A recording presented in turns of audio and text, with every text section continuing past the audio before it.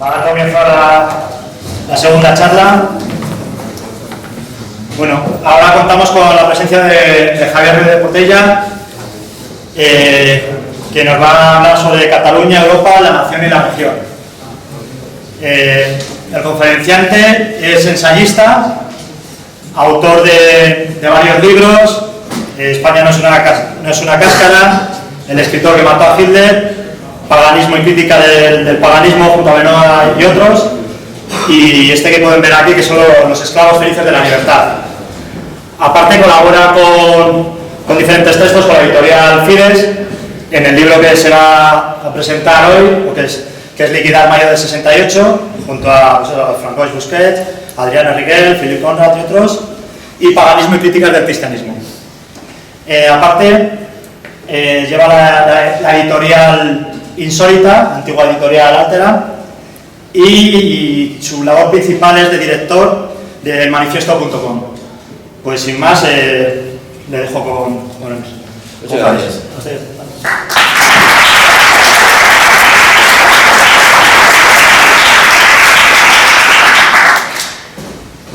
Buenos días. Vamos pues a hablar un poco de Cataluña, pero no para analizar la situación que pasa ahí, que es, en últimas lo conocemos todos ya suficientemente, sino como punto de partida para sacar lo que creo que son importantes lecciones acerca de la identidad colectiva del conjunto de los pueblos de Europa.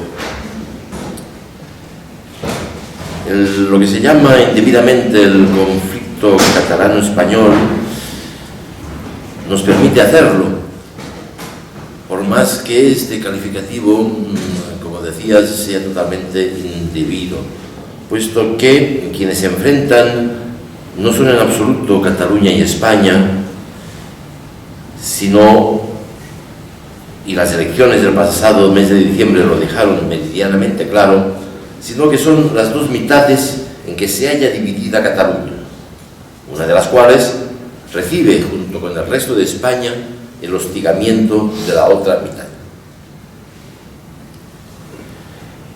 Y es esto lo que, al otro lado de los Pirineos, en particular, ha conseguido ocultar el secesionismo catalán, al tiempo que ha conseguido esconder que si existe hoy en Cataluña un opresor y un oprimido, el oprimido no es otro que la mitad de la población que, sintiéndose tan carnalmente española como catalana y hablando como todo el mundo ambas lenguas, solo puede expresarse en una de ellas, el catalán, tanto en las instituciones oficiales como en las escuelas, las universidades y el mundo de la cultura en general.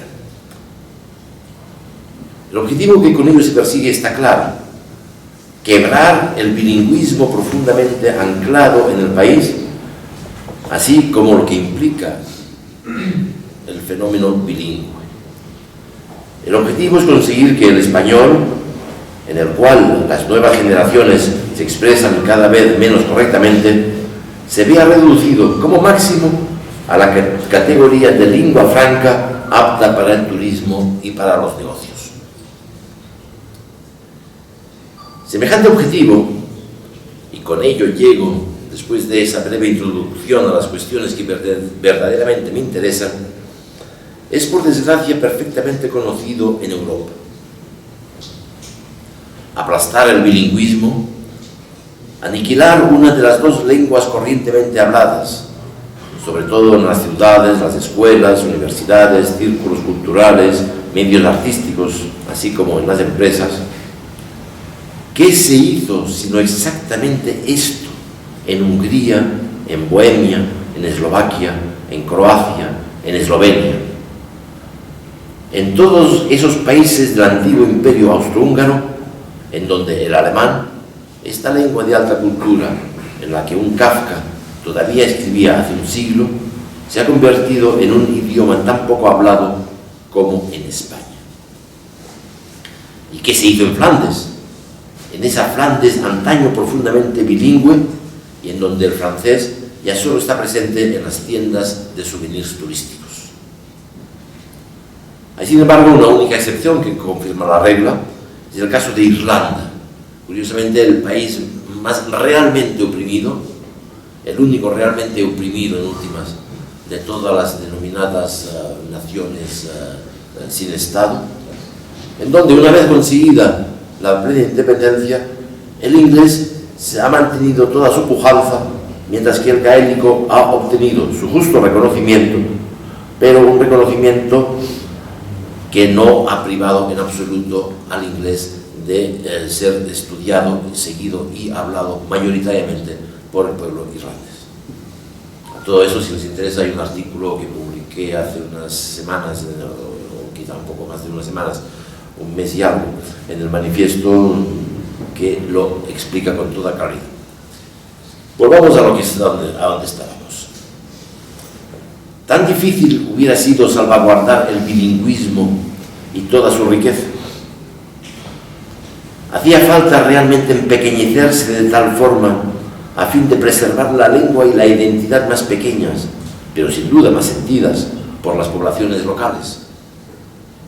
No, puesto que el bilingüismo y su doble identidad estaban ahí, al igual que aún siguen estándolo en Cataluña, y nada se oponía a que se mantuviese.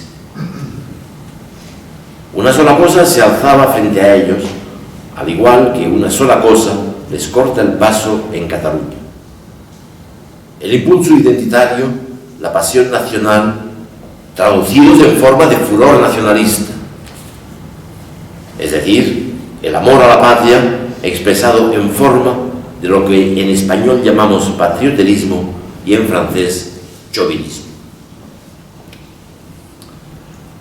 ¡Qué desgracia! ¡Qué tremenda desgracia que ello sea así! ¡Qué tremenda desgracia que el amor a la patria solo se consiga casi mayoritariamente expresar en forma de patrioterismo! Es una desgracia porque los hombres de hoy, esos individualistas furiosos, esos zombies desprovistos de raíces, de historia, de identidad, si algo necesitan es desde luego fervor identitario, espíritu comunitario, amor a la patria, pasión nacional. Pero el problema consiste en que esta pasión puede degenerar muy fácilmente en furia nacionalista, en furor patriotero, en exclusión del otro. Los mismos hombres que gritan yo, nada más que yo, pueden muy fácilmente ponerse a bramar nosotros, nosotros, nosotros y nada más que nosotros. Nosotros los más grandes, nosotros los mejores, nosotros los únicos, nosotros los miserables gallitos de pueblo que vábamos chuleando por calles y plazas de nuestro Villorri. Nosotros que para ser nosotros mismos creemos menester excluir a los otros, a los vecinos, a los hermanos que comparten nuestra misma base étnica y cultural. Ya se trate de los hermanos enemigos pertenecientes a las otras naciones de Europa, o ya se trate de los hermanos aún más cercanos que pertenecen a nuestra misma comunidad, a nuestra misma nación, que hablan nuestra misma lengua. Los hermanos en efecto que tienen la misma identidad, que pertenecen a la misma nación. ¿Pero a cuál, pues? Pertenecientes a los grandes estados-naciones sobre cuya base se ha formado la mayor parte de la historia europea, o pertenecientes, por el contrario, a esas unidades más pequeñas, que son las patrias carnales, como algunos las llaman, a esas naciones sin Estado, como las denominan quienes quisieran a toda costa que se convirtieran en un nuevo Estado. Y ahí la cuestión. Planteémosla con otras palabras, las de la preferencia de civilización que un pensador político francés que es Jean-Yves Le Gallou ha esbozado sobre la base de una constatación clara y sin equívocos. Cito: cuando Mohamed, que cubre con un velo a su mujer, es francés, la nacionalidad tiende a convertirse en un concepto puramente jurídico, sin arraigo en la realidad. Y a fin de librarnos de semejante falta de realidad, a fin de que la sangre vuelva a fluir por las venas de nuestra pertenencia colectiva, es nuestra identidad cultural común, sigue diciendo Legalú, y yo con él, lo que se trata de afirmar y fortalecer. Y esa identidad cultural común no es otra que la de Europa. Pero no la de cualquier Europa, sino la de una Europa imperialmente federada. Como decía Pierre La Rochelle, Europa se federará, o bien se devorará, o bien será devorada.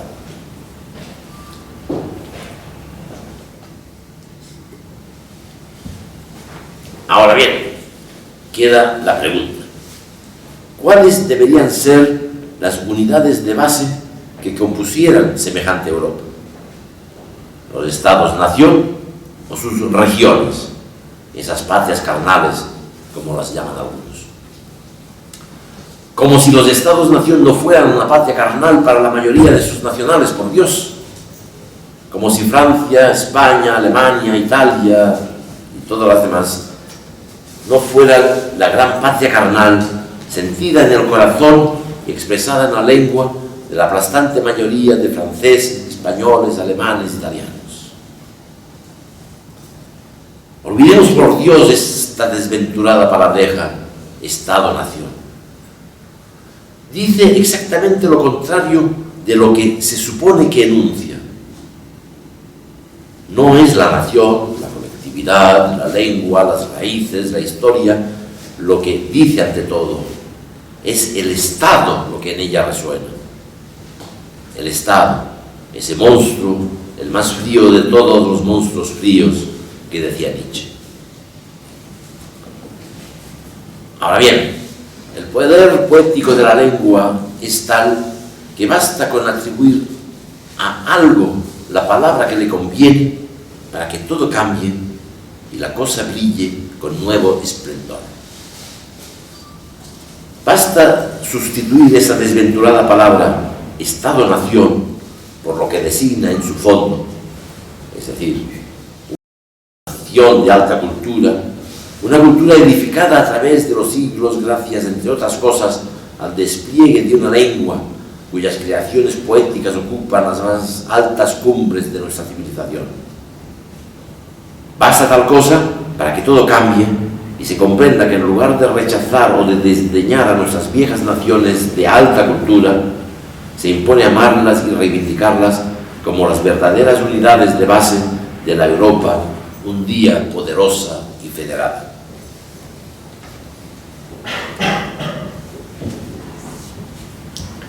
Y sin embargo,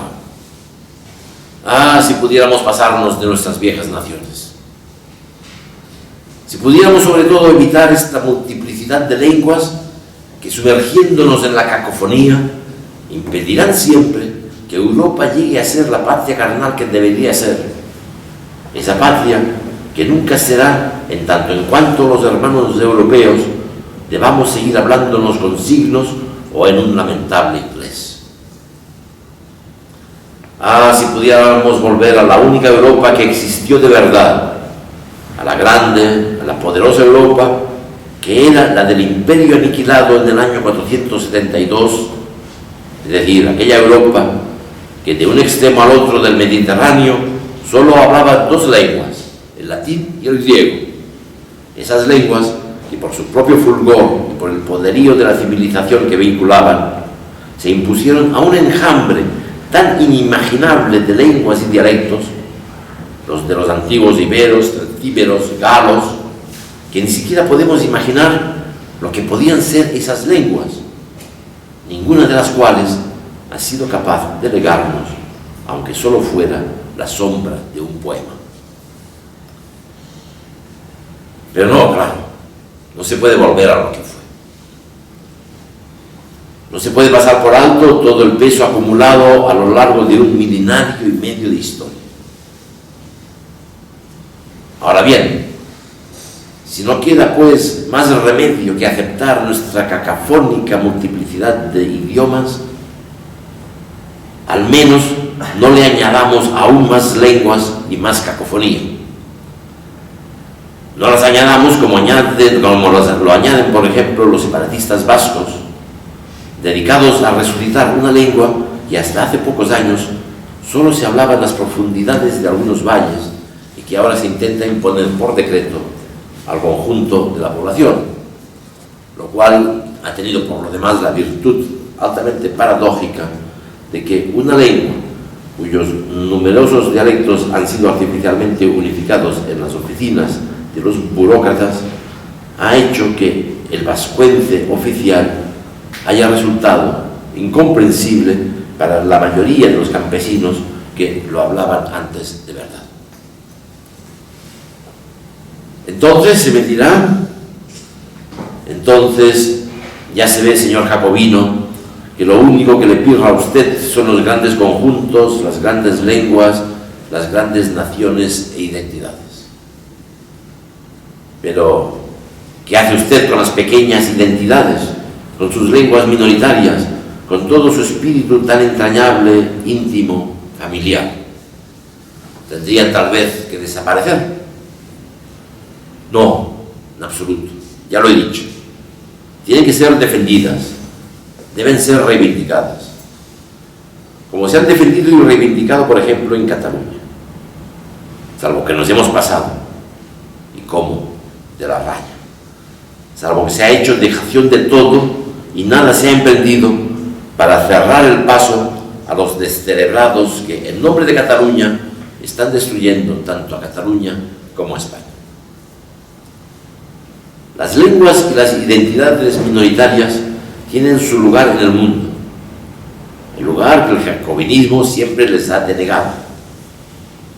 Pero tienen su lugar, precisamente, no el que sus defensores chauvinistas, ahí está toda la cuestión, pretenden insolentemente arrogarse. Tenemos en español una palabra magnífica que define con toda perfección tales identidades: la patria chica. Porque sí, porque de una patria efectivamente se trata, de una tierra de los ancestros, de un lugar de los orígenes, de un paisaje perfumado por los recuerdos de infancia.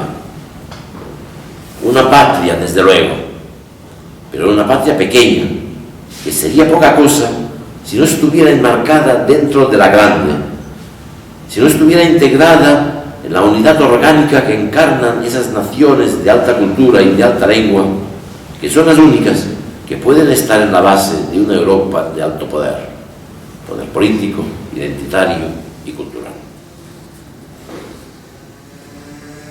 De lo que se trata finalmente es de todo un encaje entre los tres niveles que acabamos de contemplar: Europa, la nación y la región.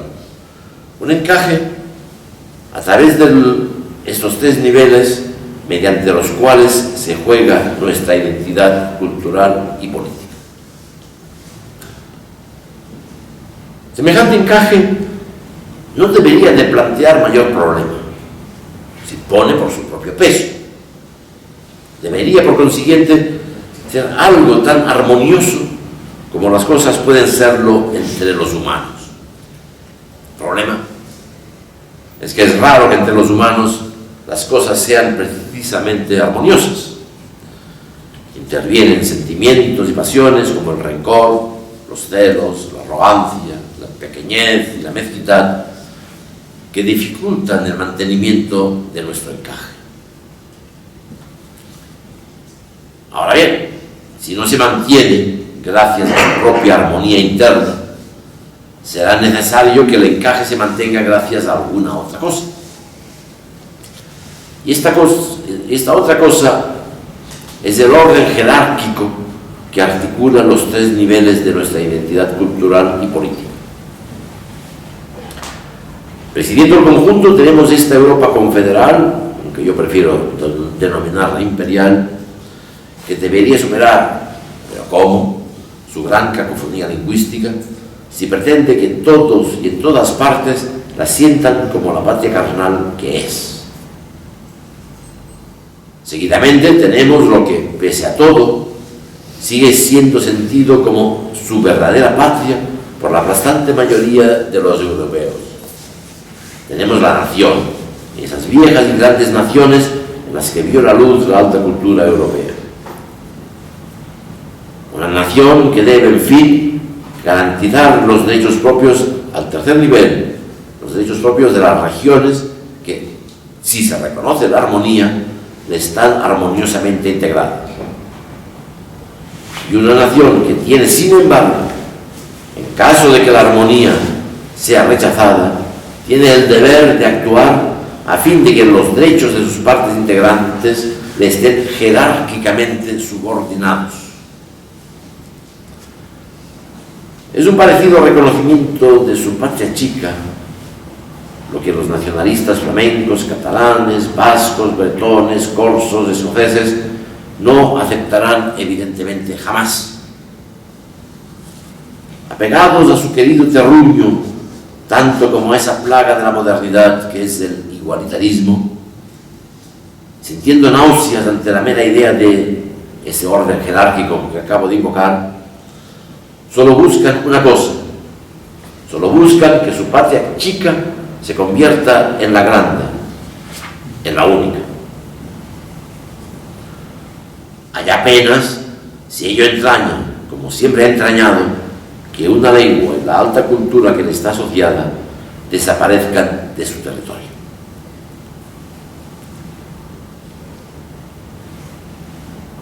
En últimas, y para resumirlo todo, y con ello acabo, si me opongo tan radicalmente al furor nacionalista catalán, es en último extremo porque no puedo soportar que el espíritu de Cataluña deje de estar fecundado por la lengua y la obra de un Cervantes, de un Quevedo, de un Machado, de un Lorca, de un Borges, de un Mutis, de un García Márquez. Sí, ya lo sé. No son en absoluto estas consideraciones las que mueven a la buena gente, al pueblo. Ninguna identidad nacional se constituirá o se desagregará nunca por razones de alta cultura o de alta poesía. Frente a las embellecidas élites que nos asfixian, yo también soy populista. Pero mis simpatías populares se detienen en seco cuando de lo que se trata es del espíritu, de la cultura, de la lengua. De estas cosas que no serían nada, es cierto, sino el pueblo a través del cual se expresa. Estas cosas, sin embargo, que son absolutamente primeras respecto al pueblo, lo superan con creces, infinitamente, superan tanto al pueblo como a todos nosotros. Muchas gracias.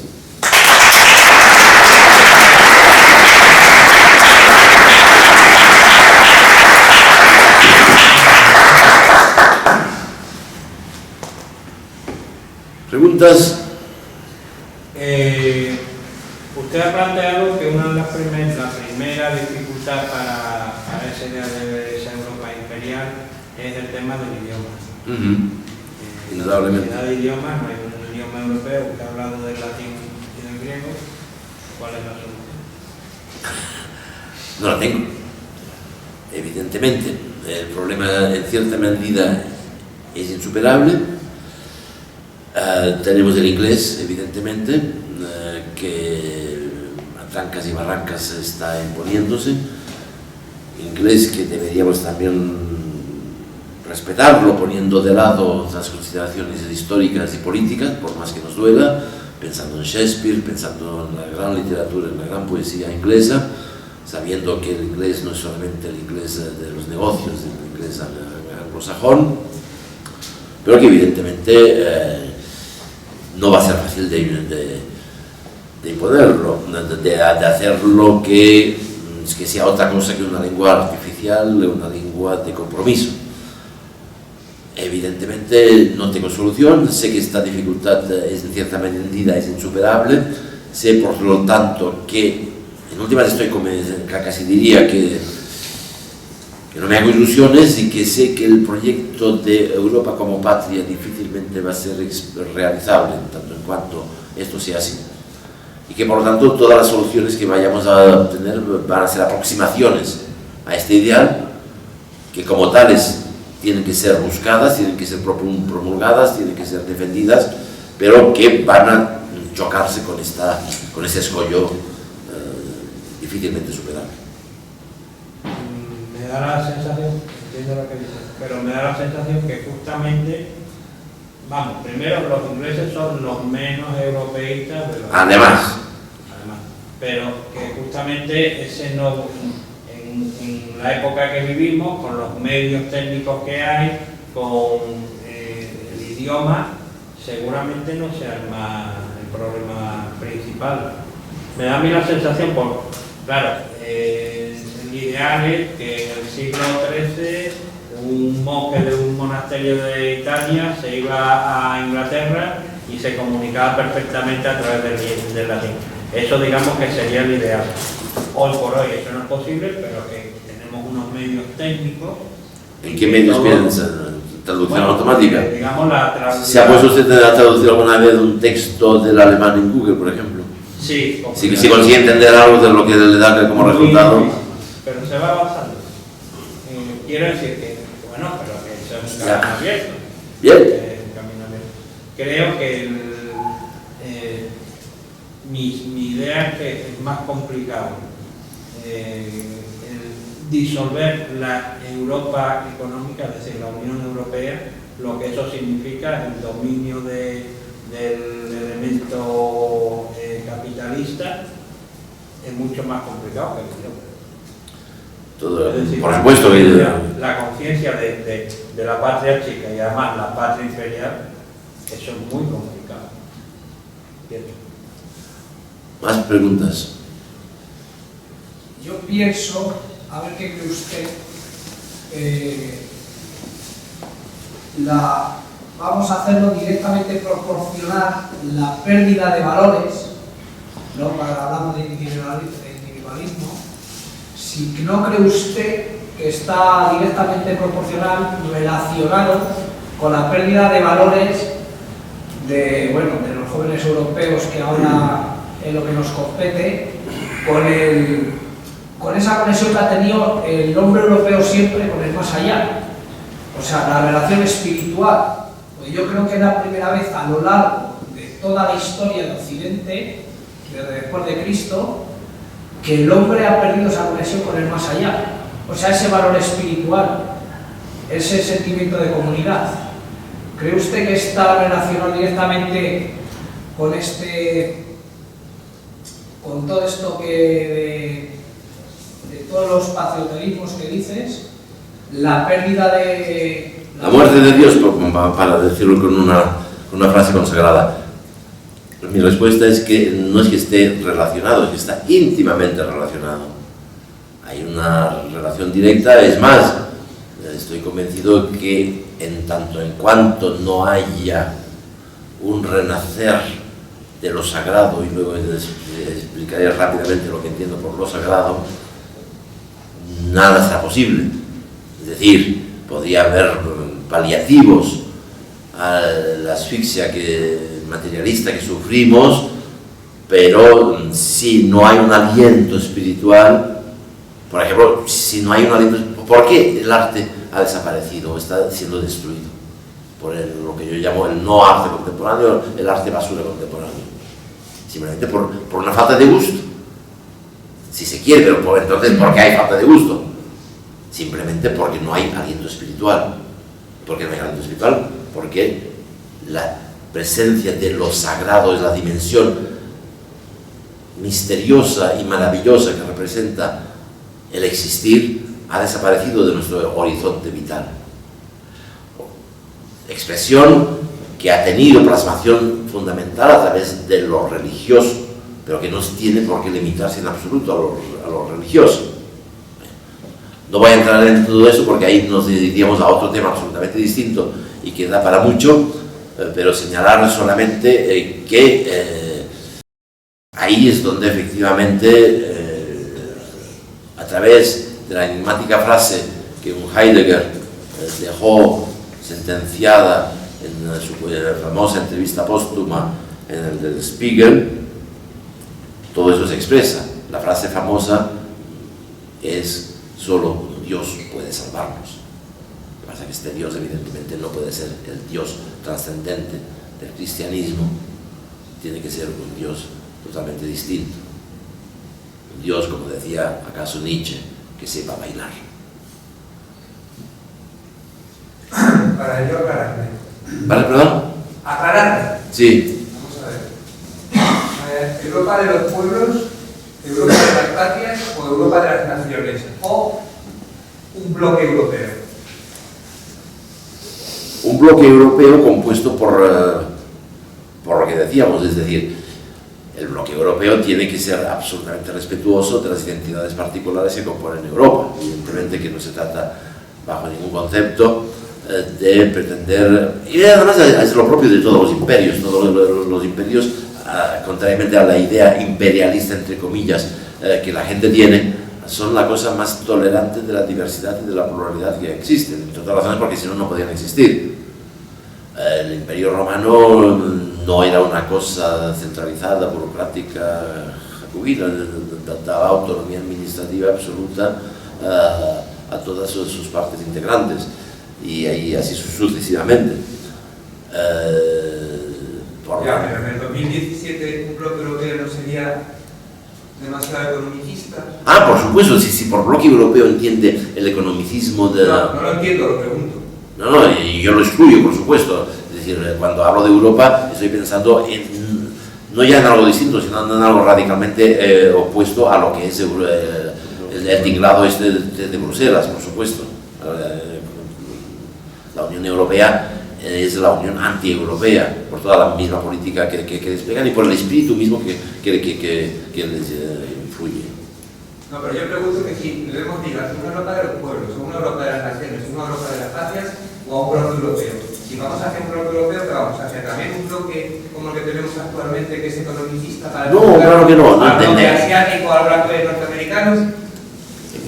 Yo no sé a dónde vamos, a dónde acabemos llegando va a ser una cosa y otra cosa, lo único que sé es a donde yo desearía que nos encamináramos, a donde yo quisiera que nos encamináramos es a una Europa profundamente confederal, profundamente unida y que constituyera en ese sentido una unidad, incluso una unidad política, pero profundamente respetuosa de la pluralidad de sus partes integrantes. Por favor. En primer lugar, felicitarles por ¿Perdón? su conferencia, felicitarles por su conferencia. Esta Europa podría empezar, por ejemplo, unas días y acabar en Vladivostok. ¿Sería esa unidad de destino de todos los europeos o cómo lo ves? Sí, para mí Rusia tiene que formar parte de esta unidad de destino. La otra cuestión es saber si los rusos estarían por la labor, puesto que, por ejemplo, me parece que un señor Dugin no es precisamente lo que él piensa cuando habla de sus propios conceptos, ¿no? Cuando apuesta por una Rusia asiática o una doble identidad europea y asiática de Rusia, que además, en todo caso, al menos geográficamente existe, está ahí. ¿En qué medida este asiatismo ruso es parte integrante del espíritu profundo cultural de Rusia? No tengo medios de responder a esta pregunta, creo que no, pero igual me puedo estar equivocando, en todo caso parcialmente equivocando. Por favor. Falange y Cataluña. No. Lo he comprado porque soy catalán Muy bien. y apenas hablo catalán. Pero lo entiendo todo. Es decir, que yo creo que es una pena que con la riqueza de voces que tiene España no se cultiven más. O sea, yo he perdido la costumbre de hablar porque en casa ya no me he casado con una catalana.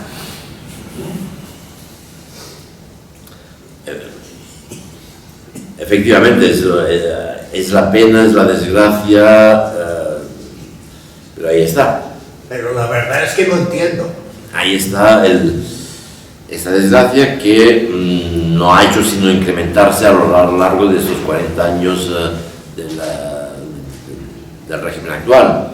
Es decir, ya no es el régimen actual el que ha creado el problema venía de por sí, estaba ya ahí, pero el régimen actual sí lo ha facilitado, no lo ha combatido como hubiera tenido que combatirlo, se ha intentado acomodar al mismo, considerado que no había que seguir jugando al mismo juego de concesiones a mansalva, y ahí está el resultado final. ¿Cómo se puede acabar el asunto? No era el tema de mi conferencia, puesto que no lo sé, nadie lo sabe y no voy a jugar a profeta. En cualquier caso, para dar también mi opinión sobre algo más inmediato de la situación política en Cataluña, diré que a partir del proceso famoso de independencia y a partir del mes de octubre del año pasado, las cosas han cambiado profundamente, en el sentido de que por primera vez la población, no solamente de Cataluña, sino la población española se ha despertado. Hasta ahora, si hablamos de responsabilidades, de por qué se ha llegado a la degeneración a la que se ha llegado, está por un lado, evidentemente, la de los promotores directos del asunto en Cataluña, está en segundo lugar la de los políticos españoles, corruptos y acomodaticios a más no poder, y está en tercer lugar también, digámoslo claro, la del pueblo español y la del pueblo catalán, que hasta ahora no habían tenido los cojones de reaccionar debidamente, ¿vale?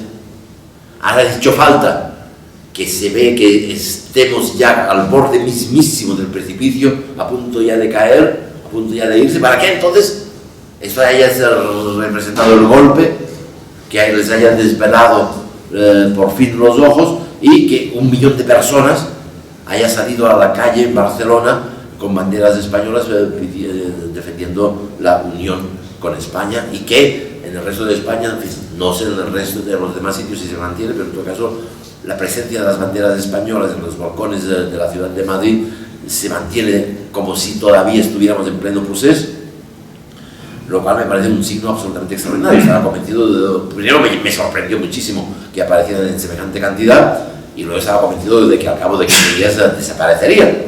Siguen estando ahí. Es así como pasan las cosas en la sensibilidad colectiva, en la psicología de las masas. Uno puede estar durante años dando martillazos a base de bien sin que la cosa se plasme en nada concreto o en cosas ínfimas. Y luego de repente hay un hecho determinante que hace que salga la chispa. Otra pregunta. No, perdón, alguien me había levantado la mano por ahí. En cuyo caso, si no hay más preguntas, pues entonces vamos a dar por concluida la charla. Muchas gracias.